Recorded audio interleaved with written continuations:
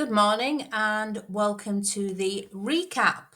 So, we started the session last night by discussing our sketchbooks. And I said to everybody, there were some beautiful pages in the sketchbooks. There really were. There was such a joy to be able to look at. And what I found was the sketchbooks really told a story. You could see the development and the progression. And in the pages, you could also see how much work and detail that had been put in. I have marked the work so far. And what I've done is because I noticed that the majority of you guys, there are bits and pieces missing from the sketchbook. So I thought I would do like an interim marking. And then what I did was I sat down with each and every one of you and we put an action plan in place with a view that you would be able to commit to the action plan and add that work in for the handing so that I can get unit 1 marked off for next week, which is the 8th. So I'll take them in next week on the 8th, and then I'll do the final sign off for unit 1. Common themes, what I notice actually through every single one of you, is that nobody has taken photographs or nobody has added photographs to show the steps when they're performing tasks. And we need to do that because as we move into Unit 2, there is an expectation that you will photograph and document, which you are doing, but that documentation needs to be in the form of photographs to show the development of your work. So the plan yesterday was for us to have a little bit of an introduction to Unit 2 and also to start looking at different designers and skirt styles. We had some activities in class, and you can find those activities when you have a look through Moodle. Should be just below this slideshow. And I also talked about, if there was any questions, we would discuss them during the one-to-one conversation. So our final class is going to be on the 15th of December. We return on the 5th of January. I also talked about a couple of holidays that we've got coming up, which are the week of the 16th, which is spring term. Our final handing for Unit 1, Unit 2, and Unit 3. That's for everything, including the project, all the samples, everything. The final handing is going to be on the 20th of April, and our last session will be the 27th. So I started by doing a recap of what we covered last week. Last week, I gave you a homework task and I asked you to research 2 designers or artists of your choice. You can find this homework task on Moodle, but I basically asked you to look at, who they were, what they stand for, bit of history about when they started, what influences their work, what is their signature style. So the code of the house is always a signature style, and it's always a theme that runs through every collection. So if we look at people like Tom Brown likes he likes a lot of suiting, and a lot of the time his suits are always in grey, and that reflection always comes back to the school that he was in. And there's a lot of references, but you always see that throughout his collection. You also see a lot of bias binding with the American colours as well. That theme runs throughout every piece that he designs. And this is what makes his work recognisable as well.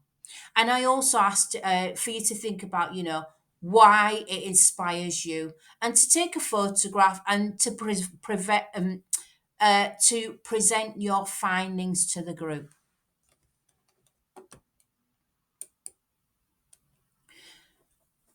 Unit 1 was about exploring tools and resources to develop basic skills. Unit 2 is now about exploring and developing ideas creatively. So, in this unit, you are expected to research, record, discuss, and develop creative ideas. And you're working towards your skirt project. So your inspiration can include the following. You'll find inspiration from lots of different sources, but here is some of the ways that you can find your inspiration. And it could be through fashion history, costume designers, artists, other types of designers, materials, techniques, textures, colours, uh, and real life samples. It could be like through printmaking when we think about Marimekko. She used lots of big, bold colours and designs in her fabrics, in her collections that she displayed. You might choose to do the same. I also gave you a plan of what we're going to cover over the next 9 sessions. Although things may change, and we have to understand that because we're all working from now at different paces. So I might tweak this plan to suit others, and also, if we get to week 9 and I realize that you're missing bits and pieces, there may be slight tweaks within it. But we're thinking about unit 2. So for unit 2, the evidence that you need to provide, and you'll find this evidence in page 3 of your candidate pack. If you remember, the candidate pack is a bit like the student handbook, and it's what the awarding body will use to cross-check to show that you have completed these pieces of evidence for you to pass unit 2.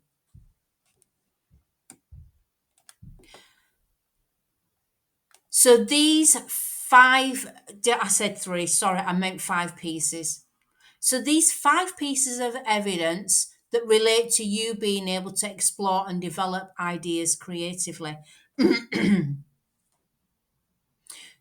is 1.1 is about identifying and using a range of different resources to collect ideas for development. 1.2, you will record ideas, observations, and experiences. 1.3 is about having a professional discussion related to those ideas. 1.4, you will record the creative development ideas and also taking into consideration the feedback that would have been given at the time. 1.5 is always about working safely in the environment, which is always really important because we're working in a multi-purpose room. We're working around other people. We have to be safe around those people. We also have to work safely for ourselves. And like I say, you can find this information in page 3 of the candidate pack. So the criteria is what you need to show that you've explored. And what the awarding body ask from us is that you explore more than one idea. So back to page 3 in the candidate pack, it says in the range minimum of 2 ideas. And they ask you to do that is because they want to see that you've explored this range before narrowing down your final concept. So these ideas could come from different designers. It could come from skirt silhouettes. It could come from fashion history, themes, or other sources of inspiration. You can also mix as well. Like a historical influence, a designer, you can mix those ideas. Like I say, it has to be 2 ideas. It needs to show that you have covered the range, which is the 2. We have the professional discussion. You then narrow down the concept. You always have to record your findings, and that could be from the initial spark, the experimentation, to the final concept. In your sketchbooks, you need to label, add notes to the images, sketches, samples, and the photographs. And in your notes, you need to explain what you've found out, what you think about it, and how that's going to influence your design process. You could also add arrows and comments, add arrows to the comments to show what you're trying to illustrate. You add the arrow like here, I've added it to a stitch to show that the stitch is what I'm trying to highlight. It could point to a seam, etc. We just need to. I notice on the sketchbooks as well. The sketchbooks if we look at the pages, the individual pages, sometimes there's quite a lot of information there, and it's about being able to reference that comment to that piece of information. And it's generally, for you as an individual, as a designer, you know what you're referencing. But if you look at it from the point of the awarding body or the internal verifier who's coming over the next few weeks, they need to know what that piece of information relates to, and sometimes it can be difficult. As always, in every unit, I always try to make things easy for us. We're always transparent as a centre. So we've produced this handout which breaks down the learning outcomes, the pieces of evidence that we have to prove, and also how we can present that evidence. So we look at it, we talk about 1.1, which is at least, two different sources, and it has to be because you're covering two different ranges. And I didn't go through this handout, but I gave it out so that, you could go through it in your own time. As mentioned, we will have a professional discussion, which is learning outcome 1.3 in your candidate pack. So after all your research, you've recorded your ideas, we'll have this one-to-one discussion about the concepts, about your two concepts rather, and which one that you're going to progress forward. And you need to be able to explain why your final idea is the one that you want to move forward with. It's about editing your ideas, We can all have lots of ideas, but we need to edit down. And the next thing that you'll do is, like we say, edit those ideas, refine those ideas, revise your sketches, even noting things that don't work as well. Update your workings, update your samples, your sketches, the design details. Is it going to have a panel, A-line? Is it going to have shaping? Consider colour, fabric and drape. And for the second stage, we then look at the construction details. So in the first stages, you've made your design, you're looking at things like the style lines, the silhouette, that's going to reference to the research that you would have done. In the second stage, you're then thinking about the elements of how is this going to come together? How do I make this happen? If it's going to have a pocket, a slanted pocket, or if it's going to have a welt pocket, how do I make that happen? And what research do I need to do, or what sample do I need to make? Come and have a conversation. I can draft you a sample, and then you'll be able to practice that sample, and that is the part of the construction details that you're going to add and document in your sketchbook. And like I say, you're thinking about how it's going to go together. You'll also receive a project planner where you will need to add that information to in a logical sequence. As I've said, you need to record the information in your sketchbook. You also need to record the feedback as well. So the feedback comments could be in a feedback style box on the relevant page. It could also be in the feedback log, but the feedback log needs to be mapped to that page. So it needs to say where it is, and it could be you write the page number on the page. It needs to go, the page number will need to be in the feedback log and alongside on your checklist.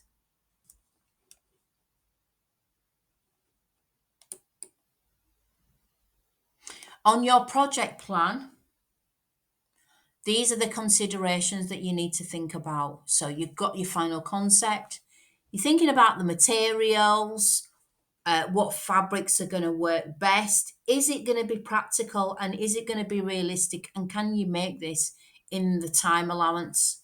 That is the main consideration. You're thinking about, like I say, the cost, how you're going to make a list of all the different notions, the trims or anything, the threads.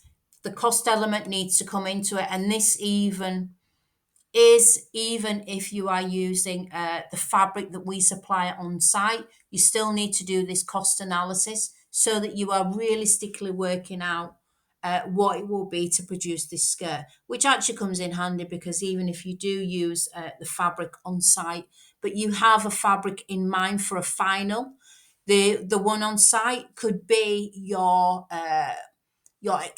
finished article for handing, but then you might want to make this later on in your own time. So when you're thinking about fabrics, you're going to think about the drape, the durability, the weight, obviously the grain as well, because that we think about the movement of how the fabric's going to be molded around the skin, texture, suitability. Is it suitable for the project? But in actual fact, you could use any fabric. It's just about how you handle it, and you have to show how you're going to make it suitable, because that's what a lot of designers will do. Is they will use a fabric which might not generally be suitable, but they will find a way to make it work, especially if that's what they really want. Consider interfacing, fastenings, additional components, and if you're going to have lining, that consideration needs to be into it. But you also need to think about, is this going to be realistic for me to make this in this amount of time as well? The size and the fitting, we're thinking about things like shapes, darts, and pleating, and any panels.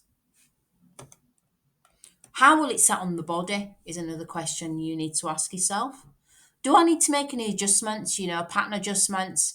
If we're going to add pleating and darts, if we're going to add pleating and say panels, go dates, all these things, if in your design, you will need to experiment and make samples of these different elements before we adapt the pattern. That way, you know exactly the measurements of, say, the pleats, and that way we can add those measurements to the final pattern. And also, how long will it take to construct? The more you make samples of everything, the more you will have an understanding on the different parts of the skirt. So if the skirt's going to have an invisible zipper, you will need to make samples of that zipper so that you understand how that's going to come together. And also, if it's not going to have a waistband, if it's going to have waist facing, you'll need to make samples of the facing and also the zipper so that you know the different elements of how it comes together, because that way you'll be able to work out a time for the whole construction process. And also, is there going to be any hand finishing elements of it? Is the seam's going to be complicated? Is it going to have a French seam? I say that's a complex seam. You'll need to make samples. You'll make samples in the fabric that you intend on using, and also you'll make a sample in a calico or a curtain lining. I always say buy an old plain coloured bed sheet, and then use that to make samples out of. You can get plenty in the second-hand shops for a couple of pound. Use that for your sampling. That way you've got an idea on, first of all, how the construction goes together. And then secondly, you make a sample in your final fabric so that you know exactly what to expect when you make it in the finished fabric. And sometimes if you make it in the final fabric and say the fabric is slightly thicker or is a bit more difficult, is drapey, you'll then need to think about how you're going to stabilize that so it stays in place for when you sew it. Equipment comes into it as well, because We need to know what equipment you're going to need for the project. And also, do you need to get any specialist feet? So, do you need a zipper foot for that project? You'll need to buy that in advance for your machine. And you'll need to be able to practice that as well. And likewise, all this information needs to be documented in your sketchbook.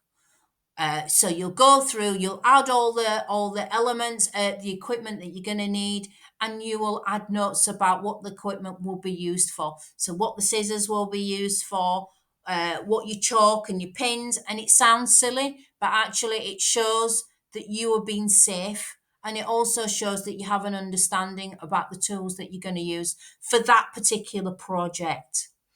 Likewise, you'll take a photograph of the setup of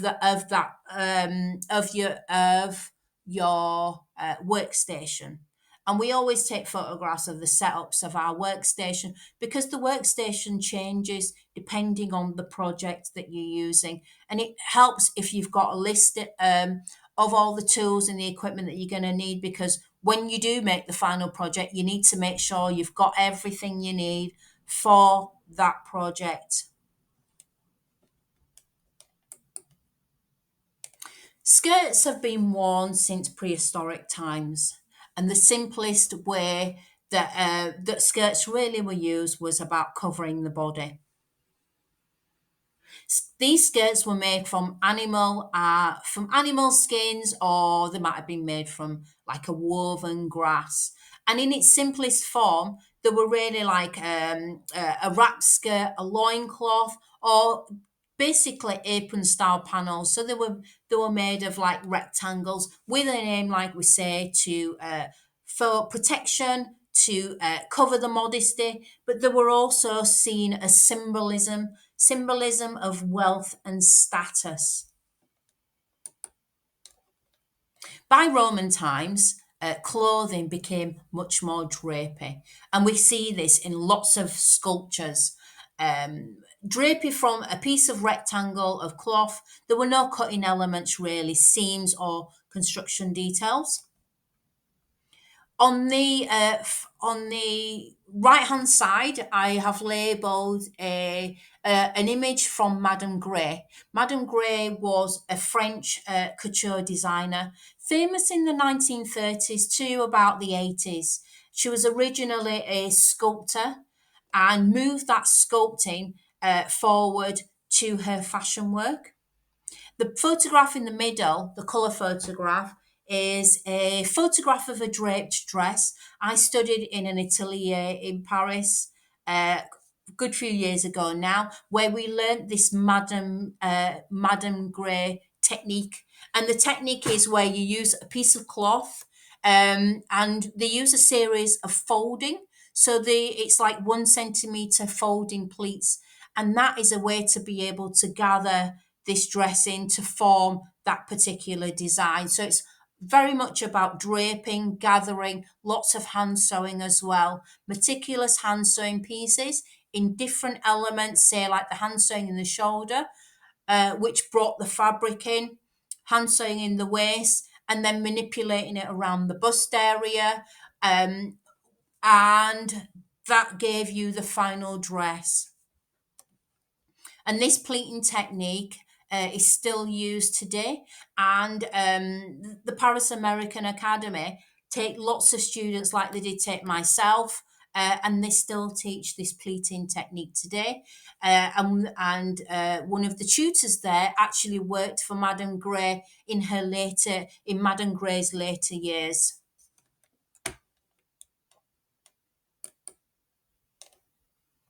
So we're moving on to the medieval period. The medieval period being around the 14th century. And that saw a real turning point for clothing. I thought this was really interesting when I learned this, because the key features really was that, skirts now started to have some sort of shaping. They had these triangular gauze inserted into the skirts. And what that meant was that the skirts then had wider hems. They also had a multitude of panels. And a gore at that time was a triangular piece of cloth, of fabric that was inserted into the garment at the bottom. And as I say, it added flair and it made the hemline much wider. So it kind of gave a bit of movement around around the skirt, or rather in this case, the dress. Also to note that it didn't add any bulk in the waistline. And the reason that they did it this way is because the weaving looms at that time were quite small. You're thinking about 45 centimeters wide. By adding these gauze, when they'd weave these gauze, they added them to the skirts. And like I said, that was their way to be able to make the skirts fuller. So, in this sense, you might say this is one of the first A-line shaped skirts. Later, we saw the introduction to knife pleats and soft pleats, which also added movement, shape, and was another way to control fullness. Moving on to the 16th century, the Renaissance period saw another shift in fashion, or clothing design for that. Skirts then became much more engineered, more architectural. Architectural because of religion, really, the religious element to it.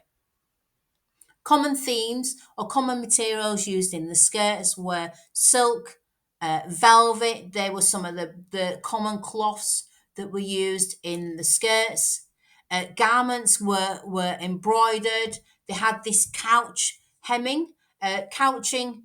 Uh, feel free to do some research on couching, but basically, it was a piece of cord that was laid along the edge or somewhere along the edge of the fabric. It was stitched down in really small stitches as a decorative element. It also made the hem quite structural, and it gave the garment a nice clean finish. At this time, skirts were also they were also lined with a canvas and an interlining, which added this extra weight. Later, we saw shaped skirts with panels, and like I said, they were engineered with farthings, and farthings were an underskirt which was made with hoops, made from whale bones, and it was to shape. It was to add shape and structure to the gown. And the reason why this sort of matters in terms of pattern cutting from the Renaissance period is because you're looking at the engineering of or the addition, the supporting shape of the garment by adding all these extra panels. They're really changing the silhouette of the garment. The foundations were then more stiffened. We had waist seams. You can see a real shift in garment construction at this time. From the 17th century onwards, we're looking at the French court dresses, the 18th century being the panniers, and then from there you're looking at the Victorian crinoline.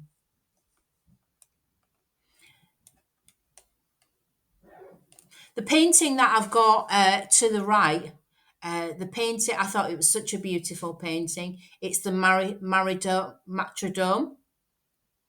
It's of Saint Barbara, and Saint Barbara was executed by her father because she wouldn't give up her Christian faith, and that's really what this painting is about.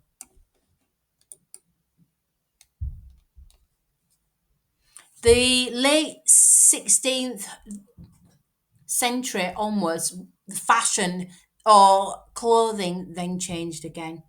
It was about being elaborate, making a real spectacle. So we've got an image here which is taken from the Met Museum, which shows this dress with the panniers on the side, being very dramatic, embroidered, extravagant. You can see it's architectural in shape, and this image is from the Louis XIV era. By the 18th century, we're then moving on from the Baroque period to the Rococo period. The Rococo period really sort of followed on from this period, and it was about everything being very light and drapey, decorative, ornate, dripping in luxury. I've got some photographs here from the Versailles Palace. Louis XIV being the French king, who really made fashion very decorative, very lavish. And as I said, skirts had these big panniers being these big hoops on the side, which made the hips look wider, whilst keeping the front and the back very flat. I imagine it must have been quite difficult to sit in a skirt like this. You can almost imagine the women at this time wouldn't have been able to sit, they'd have probably had to perch.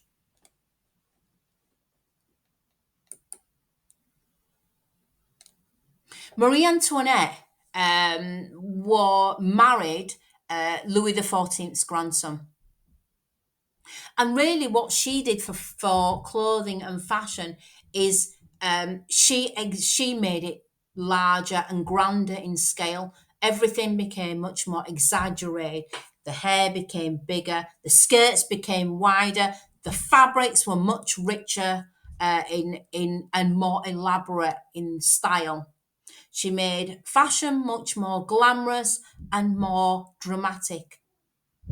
And when you look around the Versailles Palace, you can actually see the headquarters where she stayed. And the photograph to the left, I took that, and that was one of the ballrooms in Versailles. And you can just see how grand that ballroom was, and still is actually, now that they've restored it. The Industrial Revolution saw a real turning point, and that was from 1760 onwards. And I've got a photograph here of one of the first, if not the first, sewing machine, which was in 1790. You look, and it saw a real change at this point. It changed everything. You're thinking about the export of fabrics, the increase of movement, people migrating to different places. It also meant that, we're moving from handmade to mass production at this point as well. This being, like I say, one of the first sewing machines. From what I understand, the sewing machine wasn't really used, but I know it was patented, but I don't think it was actually used at that. It was used in its eventuality. Saint made this design. He developed this machine to be used for canvas and leather goods. Singer, we all know Singer sewing machines. It wasn't designed by Isaac Singer. He patented it, and he kind of moved it forward and commercialized it, we'll say. Things that Mr. Singer did, Merritt Singer, he added a foot treadle, making it more hands-free. He improved the mechanisms, and he also hired them to families to enable people to be able to sew at home. What did this mean for clothing? This meant that sewing was much faster, became more like fast fashion. Skirts were made faster, cheaper, and in greater quantity. Garments could then become much more commercialized. And we're thinking about the first instances, really, the development, home sewing was then born.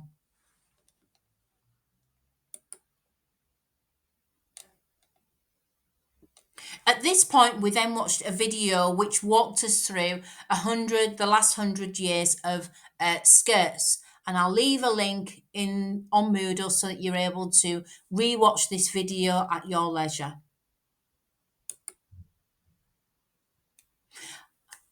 We also had two activities. So the first activity was a designer rotation task. And what I did was I put a couple of designers on each table, and I asked you to pick a designer that you were interested in and make notes on the following. And the following are here. as we can see on this slide, it's about the key influences, the signature style of this particular designer, if they had a skirt silhouette related to this designer, and to identify what that silhouette would be from the picture uh, that you've selected. And then about your response, if you liked this designer, did you like the drape of the fabric? Did you like what the designer stood for as well? And I also asked you to rotate every 10 minutes to give you a chance to look at different types of designers as well. The second task was about being able to identify skirt types. So I asked you to cut and paste images onto a Word document and then print them all together. And in your sketchbooks, label each of the skirt styles, add a fabric swatch if we had one on site. If not, use reference points. You've got lots of resources to be able to find information about what that fabric might have been used for that skirt style. Think about the silhouette, the shape. Uh, is it made from fabric suiting? Is it a good fit for this design? And what might be the purpose of the skirt as well? You know, designers often have a muse. They will think about a particular style or, a particular person that they're designing the skirt for. They always tend to look at an age bracket, or it might be an income bracket of who they want to sell their eventual skirts to. You know, so you think about brands like Dior, they're looking at a particular income bracket of a person who might buy that from that brand, and that being a luxury brand. So I hope this recap was useful. I know that this particular slide presentation took a little bit longer, but I wanted to make sure that we covered all the elements of the expectations for Unit 2 so that we're nice and clear with what you are expected to do when with your research and your development towards your skirt project.